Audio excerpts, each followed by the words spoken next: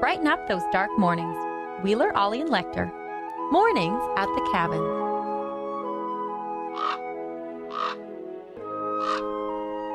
Good morning. Welcome to Mornings at the Cabin. It's Wheeler with you on your Wednesday morning. Just sliding in. Car didn't start this morning. If you are anywhere awake right now, I hope you plugged your car in because it is minus 36. And cold weather warnings with the wind chill going to get down to about minus 50. Let's all just take strike. Let's all strike. Like, it seems to be an idea that's floating around. Let's all do it. Let's all take a strike against winter with this nice little tease of a fall into the first part of winter where, like, I don't think it dropped below minus 20 before, like, mid-December. And now winter's like, well, I want to be winter now. And it's like, you know what? It's too late, winter. I don't know what I'm railing against. It's like this every year. Just when it gets this cold, everything moves so slowly. I got up at a reasonable hour. I did all my breakfast stuff, did all my morning stuff, started the car. Tried to anyway. Didn't start. It started on the third go-around, which was lucky. I'm not sure how it did that, but it did it. My bad for not plugging it in last night. Silly newbie mistake, and I've lived here for most of my life. But I hope you're having a good morning so far. Mornings at the Cabin, the podcast. Wheeler and Lekter with you on your Wednesday morning. You got in here just in time. You walked over from 2 blocks away, and by the time you reached the end of the first block, your face was numb. Yeah. That's what's going on right now. Yeah. And I mean, yes, every year this is the way it is, but it never ceases to amaze me just how cold it can get. And it's like, it's minus 35. We've seen worse with the wind chill, minus 50. Yeah. Yeah. Feels like, well, this feels like minus 49 right That's now. right. Environment That's exactly. Canada. Oh, well, you know, they know. Let's not blow this out of proportion, Jesse. That's right. Everybody's, yeah, exactly. Just listen to what the propaganda that Environment Canada is selling you. We're all wearing blindfolds. The truth. It's amazing. It's minus 45. Okay. That we exist in this weather. Meanwhile, do we? Well, we're here. Yeah. Are we, or is this all just a simulation of people like in the South sitting in a warm like room, being like, I wonder what that's like? Why weren't we let in on this simulation? Why did we have to be the test subject? Well, because we're simulations ourselves. We don't have any thoughts or feelings. We're just here. How do we be the real people? That's my question. I want to be the real people. I don't know. We're in the Matrix. Well, that stinks. We're just in pink sludge being used as a battery for giant arachnid robots. It amazes me, though, that the 95% of the rest of the world, you know, there's always that stereotype, of course, like growing up, like, we're hardy Canadians, we can deal with the cold weather, blah, blah, blah. No one else is as tough as us. And I always thought it was, that's kind of whatever. That's silly. It's a silly little stereotype where we're not that different from anyone else. But, 95% of the rest of the world looks at our weather forecast right now, and they're like, why are you there? Why are you there? You should get out of there. Are you guys okay? That's not normal. Yeah. There's plenty of space and nicer weather. If this happened to certain parts, if this happened in Vancouver, that entire city would burn to the ground. Yeah. If minus 50 happened in Vancouver, they would evacuate the city on the one highway out of that city. And to digress for a second, I know it's silly, but one of the 100 reasons I left Vancouver, one of them was like, there's one highway out of the city. If something goes wrong, we're all screwed. I mean, I don't know if you necessarily upgraded in Yellowknife. I did upgrade. Okay. Thank you. Okay. It's beautiful up here. It is beautiful. It's starkly beautiful. But as far as emergency escape plans, we got a lake. That's true. Yeah, we got a big old lake. Yeah. And there's not a tsunami coming in on that big old lake that we know about. No. Although there could. Like, if a large enough object fell in the middle of Great Slave Lake. That would be catastrophic. That would be dogastrophic. We're spiraling out of control here in this weather and climate chat. I know. We really are. That's what the cold does. It makes you paranoid. It makes you crazy. It makes you crazy, baby. But yeah, like there's always that meme that floats around every time it gets this cold. The air hurts my face. Yes. Why am I living where the air hurts my face? Yeah. And every time it floats back around, you have to give it some serious thought again. Yes. Yes, I am living where the air hurts my face, and it doesn't make sense. Yeah. It doesn't make a lot of sense. I'll wait till next year, and then maybe I'll do something about it. Oh, yeah.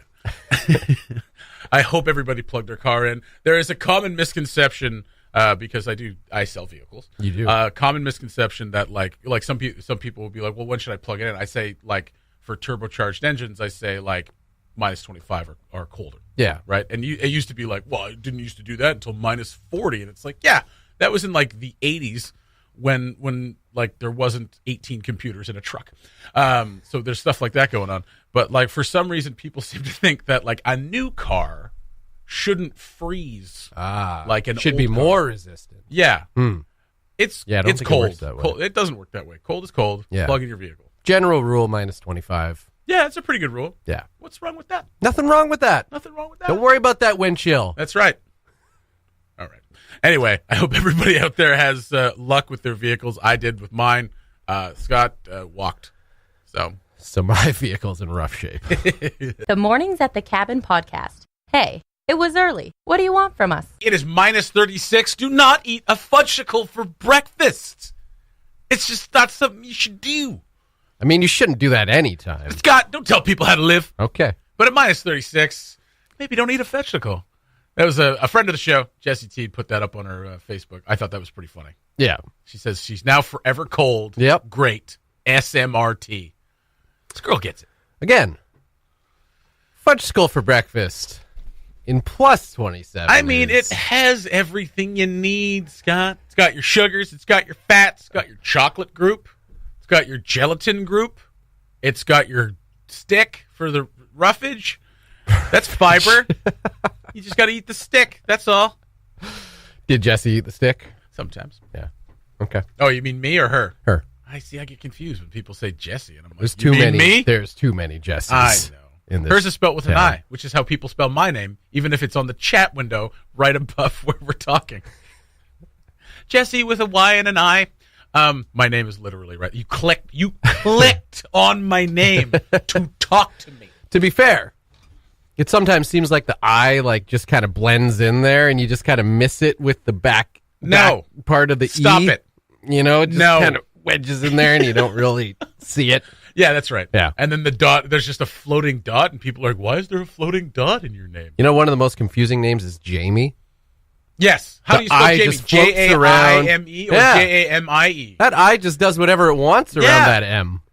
To all the Jamies in the world, sort your stuff out. Please. Sort your name out. I don't know how we got on this. Oh yeah, the Jesse thing. I did. Okay, this is something so stupid that I wanted to talk about. Well, by all means, By all let's talk means. about it. By all means, we've started it.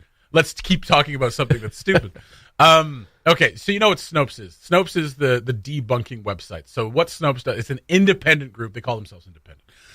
Independent group that takes information that's floating around the internet and debunks it, right? Or debunks like great myths or urban legends or whatever. That's how it started. They're like Mythbusters. They are like Mythbusters. So one of the first things they ever did was they debunked one of the guys at Snopes, I believe, debunked that fake photo of the Loch Ness monster. Oh, okay. It's one of the first. They didn't debunk it, but it's one of the first things they ever featured on their website. Right. Right. Okay. It's that classic photo May as well start there. taken in 33 of like a black figure silhouette of the Loch Ness monster, which turned out to be a toy submarine Right. with a monster's head on it. Yes. I can't wait to go to Loch Ness this summer. By the way, we're gonna see that thing. Oh, you will. I plan on it. So Snopes takes all these stories from around the internet and debunks them, or lets you know if they're true or false, or mixture, or whatever. Okay. Or unproven, things like that. Right. So a lot of they've had their work cut out for them for the last few years, obviously. Yes. Because so-called fake news have been so pervasive in the last few years. Right. I'm sure the president keeps them busy, too. I imagine so. Yeah. But this is kind of where we're at. So sometimes when they debunk things like, oh, did Trump say this, or did Justin Trudeau say this, or did Nancy Pelosi say this, or whatever. Right. And most of the time it's just like an article that didn't give all the information. Uh-huh. And it's like, well, it's a mixture because she did say this, but it was in context of this, so this, blah, blah, blah. Right. Right? But this is where we're at. That they felt the need to take the time to debunk this story, which is something that was floating around the internet that people are sharing. Is Pepsi contaminated with HIV? Shockingly, no, it is not. Oh, thank God. For goodness, I drink Pepsi. Well, I don't want HIV. yeah. Nobody does, really. So it's a picture of, like, of course, it's a picture of, like, a black guy. And it just says, this guy who added his infected blood to Pepsi. So, don't drink Pepsi for the next few weeks because this guy, it's just a random photo of what looks like Interpol agents arresting a black guy. That says, like, this guy put his blood in Pepsi. Like, no source, no nothing. It's just a post. And it's been circulated enough that Snopes was like, hold on. We're going to take this and we're going to debunk it. And they did, obviously, because it's not true. As much as I'm afraid to ask, but is there any indication of where this post or this idea that this has happened originated? It says important message from the Delhi police. So it was, so from Delhi, so from India. Okay. And it was echoed in recurrent rumors about mango fruity, which is a popular beverage in India. So this is kind of circulating. Like, I mean, that's it's just been appropriated to a North American audience. Kind of, but also it's just so much easier to be like, we're in North America. It's like, well, can you hear about what's going on in India? They're putting HIV blood in pop. It's like, what? So we know now that older white folks, and this is not racism, this is a study, older white folks spread fake news more than anybody. And God bless their souls. I wanted to talk about this today just because I woke up and checked my Facebook and I was just inundated with like things from like my old family friends sharing just nonsense. Right. And so this popped up and I was like, well, that's funny. Let's talk about that. Yeah, we talked like a month ago about the BS asymmetry principle. Yeah. And in order to refute BS. You got some work to do there, pal. Oh, my goodness. Start refuting. That's right. Well, it's, and for some reason, it's still like, if it looks like it's legit, even remotely legit, people will believe it, right? Yeah. If it's got like a Reuter symbol on it or something, right? It's got something that makes it look legit. Even I have a theory that any kind of, and this is my theory, it's probably wrong, any kind of media that looks legit, people will believe because it's presented in a way that we kind of trust, especially older people. Not all older people, but older people are used to having, like, people that grew up with the news being the news. Right. And it was, whatever spin it was the news, and you trusted it. Yeah. So anything that's presented in that way, like a YouTube video with graphics and, a reporter or someone dressed as one, and it doesn't look like it was on a handheld camera, they'd be like, huh, that must be like, I mean, like, they look professional. They've probably done their fact checking. Can't always count on that. Right, and I'm not against older people. I know older people. My mother's an older person, and she's actually pretty on the ball. But there is, like, kind of some, like, people tend to stop learning around 40, like most people, it seems. Yeah. And they just kind of hold on to what they know at 40, and when they're 80, they're still like, in my day, it's like, guess what? It's not the 60s anymore. Yeah. So. And prejudices are unfortunately catered to. Come on. A lot. Which... I know we're getting a little causes a bit of the problem. We're getting a little serious with the morning show, but I just thought it was funny. That's where we're at. That like a debunking service has to debunk. Is Pepsi contaminated with HIV? Yes. We should look deeper into this because apparently this has been shared over 30,000 times. Cabin Radio's morning show podcast. All the best chat, none of the embarrassing mistakes. Over the past week. Yeah, it's only been a week. This is the thing about memes and things that go viral. It feels like so much longer because you see so much of it. And this week, it's been, what did you look like 10 years ago versus what you look like now? Right? It's kind of like changed a bit because I've seen some that it's like, a 10-year thing, and then others that are like first profile. Post your first Facebook profile picture. But for most people that's about 10 years or 12 years. Like more or less, Facebook really blew up in like 07. Yeah. Like I think I saw some people that like, oh, my first profile pic was from 06. I was like, you joined in 06? Yeah. Oh, you're on top of it. I think I joined originally in like May of 2007. But then I shut mine off for 3 years. So I don't know what my first profile pic is anymore because that was under a different email address. I'm sure I could find it. I don't want to. So I don't know what my first profile pic was, but I guess I could share one from like 2007 or whatever. And now, thing is, I haven't aged. No. So pretty much look exactly I don't really need to do that. I should just share my driver's license photo. There you go. This is what I look like 5 years ago. Here I am now. But so everybody's It's been a rough 5 years. It's not been great. It's not been great. I'm going to tell you. But I mean, everybody's been sharing this thing, and it's kind of cool to see everybody's like how everybody's changed. Yeah. And I posted over the weekend after a few. I just said that you all look better in your second photo. You did. You That did, was and, nice. and most people do. Like Yeah. most people like look way better now. They've aged. They look happier because like when you share pictures from when you're like 22 or 23 or your mid 20s, you might look happy. Chances are you were suffering from crippling depression and you were drinking way too much. If you're anything like me. But so like I think people tend. I mean, then you have people who are sharing it from even further back. Like I got to put Steve Payne out there on Front Street. He shared one. He's like, and he shared one. He's like, oh, look at this, and it's like a really nice picture of his family versus a really nice picture of his family now, and everyone looks great.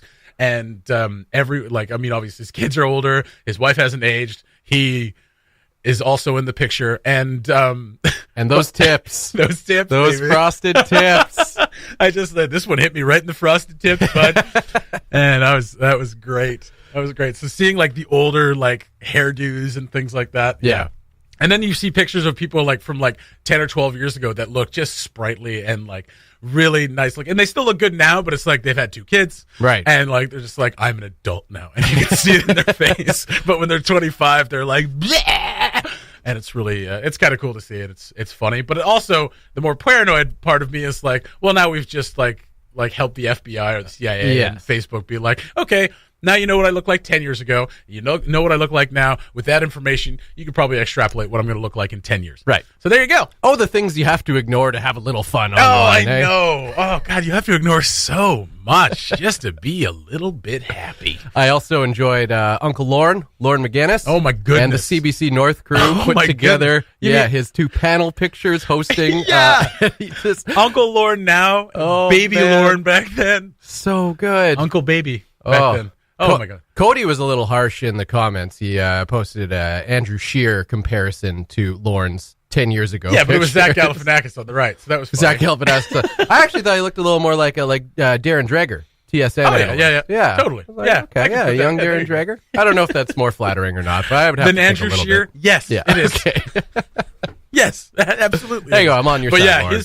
his might be the biggest change. Like, not that he looks bad now, but like he was so baby faced in that left picture because he's like probably fresh out of school, first time on TV, short hair, clean shaven, everything on his face. When I was doing film and TV in Vancouver, I was the first gig I ever got. When I was 27. I had not turned 28 yet, so I was 27, and I was playing a 16-year-old. Right. So that was my first gig. My second gig after that was a gig on an ABC TV show called V. And I was playing another high school kid. So I was 27 playing a high school kid. So they had to airbrush my face, right, to get rid of any kind of semblance Stubble of aging. And like it looked ridiculous. Like no flaws in the face whatsoever, and I looked so young. That's what he looks like. It looks like he's been airbrushed for TV, and it looks amazing. And now he's got the full beard, and now he's like, it's like on the left, CBC, on the right, CBC North. Yeah. I love it. The reason we felt the need to bring this up, though, was because if you amazing. haven't seen Ollie Williams comparison picture. What? Oh, my goodness. The picture from 10 years ago. Wow. He looked great. He looked great. Not that he doesn't look good now. But like you said, everyone else, their second pictures look better. Yeah. With Ollie, though, that hair? Oh, man. I wouldn't know. I wasn't going to say that. Oh, that flow, though. Oh, the flow was sick. Bring back the flow. British boy band. He just got his hair cut yesterday, I know. too. Yeah. But the flow in that first picture is ridiculous. It's great. It looks great. Yeah. Yeah. I think we need to bring back Ollie's flow. Yeah. I don't know how we had it up until like he's had longer hair since we've known him. He has. Not that long. He's definitely leaned towards the shorter dues in recent years. Well, fair. It's I mean he works 18 hours a day, so having short hair it's just easier. It's just easier. But that picture is pretty ridiculous. He looks like he's in a boy band. Yeah. Like it's pretty awesome. Yeah, we need that back. Congratulations, Ollie. We need that back. If you could bring that back, that would be good. I don't know if it would work now, though. I don't think it would work with You don't think so? More mature attitude, running this and like trying to do that hair. I don't know. I think that's a challenge for Ollie. Grow out that hair. Let's see what it looks like. So many life changes this year. Getting the body in shape, right. getting the hair in shape. Just get it done. Get the mind Get in it shape. done. Yeah, no, I think he looks fine. There was one, and it was a very good friend of mine where he put his left to right, and he looks so good in his left picture. Like he looks like he's a really good looking dude, and he looks just great in his left one, and his right one he's just like, yeah, you're a teacher. You don't sleep much. And I just wrote under as like, I love you no matter what. That's all I wrote under his comment. I haven't done one myself, but I do have, and I happened to find this when I was at home in late November. I found my demo reel from Media College. Oh. So, yeah, I got some Scott Leckerman college news footage on there hosting the show. Please put that on Facebook. We'll do it right now. Was there a time where you didn't have long hair? There have been moments, yep. I want to see one of them would be on this demo reel. Okay, well, there it is. We're going to have to put that up there on Facebook so we can see what Scott looked like with shorter hair and no facial hair. Bringing you all your Brandon Wheat King highlights from 10 years ago. Mornings at the Cabin, the podcast, where we cut out all the great music and you're left with the rest. Art Battle Yellowknife coming up next month, February 22nd. We've had one of these before, and AJ, our good friend AJ Goodwin, director of the Cabin. GM. General manager. I can never remember. Manager of generality. Yes, manager of the generals. And I am fifth in line for the throne, or something like that. He's going to be emceeing this one. The last time we talked about one of these, we had Maddie Tetreault and Roxanne Davies in the studio, and we did an art battle, Ollie and I. Mm-hmm. And I won, of course. But this time around... Supposedly. Hey, that's your foot. What's going on, bud? Hey, how's it going? But this year, or this next month, this one coming up, Ollie's going to be at the Canada Games in Red Deer. Yeah. So I think we'll have them in again.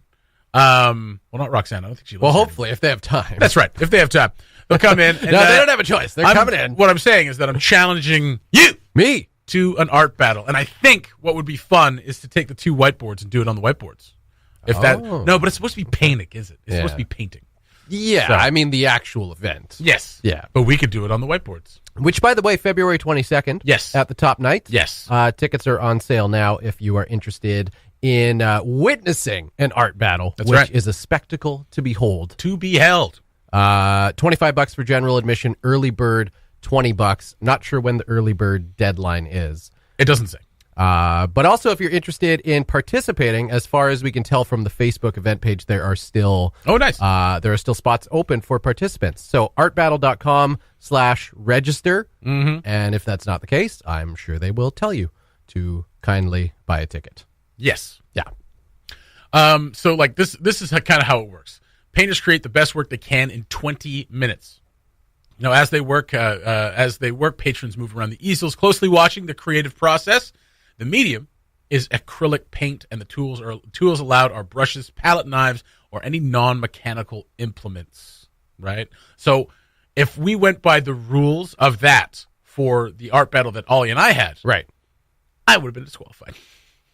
Because I used a Sharpie to outline my lizard. Right, you cheated. I didn't cheat. That's why that wasn't made clear. Okay. And now it is being made clear. So if we do another art battle, I won't do that. Yeah, I'm just gonna throw paint at the palette canvas until something comes up. That's what I'm gonna do. I mean, that could work. I'm gonna go Jackson Pollock on this thing. I don't know if you're gonna beat me doing that. You're more well liked than I am, and if we know anything about art and the business of art, it's more about politics than it is about talent. Contest. It is. Have you? Okay, this is actually kind of interesting. It brings up. Have you ever seen a documentary called "My 5-Year-Old Could Paint That"? No.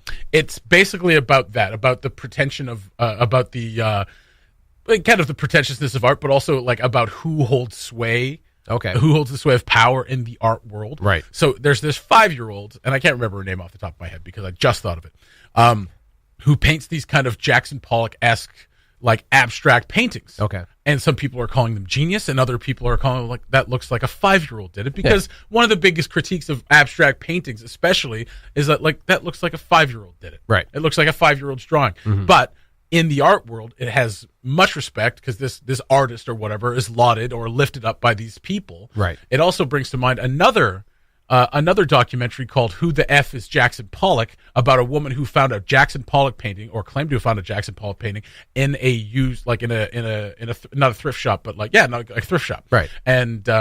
And so in the documentary, some people are like, "This is an amazing find. This thing's going to be worth $20 million."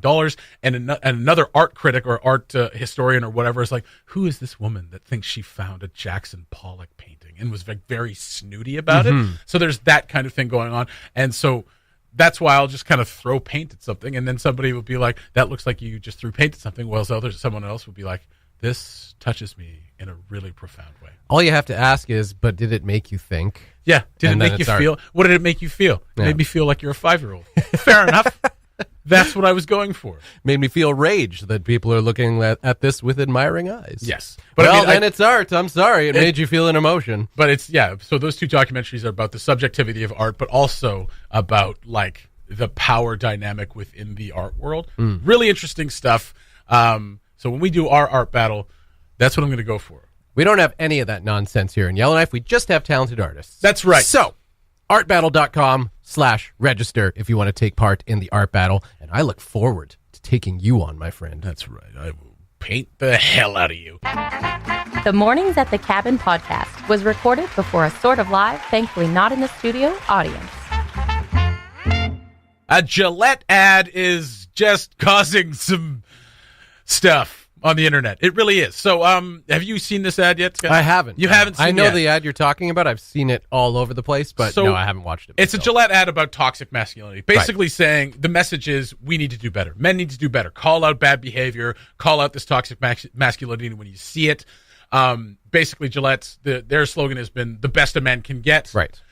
Their message for this commercial is this the best the man can do? Type of thing, right? Because for years and years, Gillette and other shaving products have kind of presented this the idea of a clean-shaven man gets attention from women. There's always a beautiful woman like stroking his face after he, it's all that stuff. All that, There's an ultra masculinity. yes, kind all of that feel to it. gross stuff that's been used to sell stuff for years and years and years. It's kind of starting to turn. So Gillette's made this ad, and a lot of people are really unhappy about it. Obviously, there's people who are just like, not all men and all that stuff, and there's like, why do we need to be lectured, blah, blah, blah. But there was an interesting thought is that, like, for the longest time, I think men aren't used to like being told that they're doing something wrong, especially in ads. Yeah. So they're not used to being told that their habits are bad and they need to change them. Right. And that's something that's been kind of targeted at women for a really long time. Right. Like, you're doing something wrong. Here's something that's going to make it better so you're more attractive, blah, blah, blah. Whereas men have just been like, you're attractive, but you could be more attractive with this. Yeah. Right. And women are going to come flocking to you if they aren't already. So now that they're kind of being told that, like, hey, you're doing something wrong, there seems to be kind of some pushback to it. Obviously, some of it's just like the very thing that the ad is kind of speak out against, which is toxic masculinity. Like, some guys are just like, I don't need to change anything, blah blah blah blah blah. But it's interesting to see how people are reacting to this. And I mean, it's got a great message. Other people are upset, and I'm not upset about it, but I'm more cynical about it, where it's just like, it's a great message. Can we not commodify changing habits? Can we not like use that message Tokenize to it. sell stuff? Yeah. Well, it's the same as same as the Colin Kaepernick Nike ad, which came out this past fall, and a lot of people had some people were celebrating the message that it was putting across, and others fell into a bit more of a not necessarily the burning the shoes camp, because that's its own thing entirely. Crazy. That's just stupidity. Yeah. But there was also the kind of cynical camp that was like, should Nike be tokenizing a social change message to sell shoes, essentially? That's right. Is that cool? Like, so without seeing this ad yet, I feel like I should probably check it out now. But without seeing this ad, it is a little, in all fairness, it is a bit confusing to promote a product, to be advertised to, and deliver a lecture. Yeah, it is odd. I don't Absolutely. think it's necessarily a bad thing. No. Maybe I don't know if it's necessarily a trend to be followed, but it does kind of mess with your senses a bit when it's like, okay, you want me to buy this product, but you're, instead of just telling me how great the product is, you're telling me, whatever, like giving me a lecture about social issues and stuff. It's like, I don't know if I want to look to my shaving products for social change. Exactly, but, and that's some of the pushback. Obviously, like, I don't want to be lectured by a company that's just trying to sell me something, right? But also some of it is like men being like, well, I don't want to be lectured because I'm not doing anything wrong. So obviously, there's not a problem if I'm not doing anything wrong and I'm not seeing anything wrong. Yes. But maybe you are seeing stuff that's wrong and you're just not realizing that it's wrong. Or like just, guys making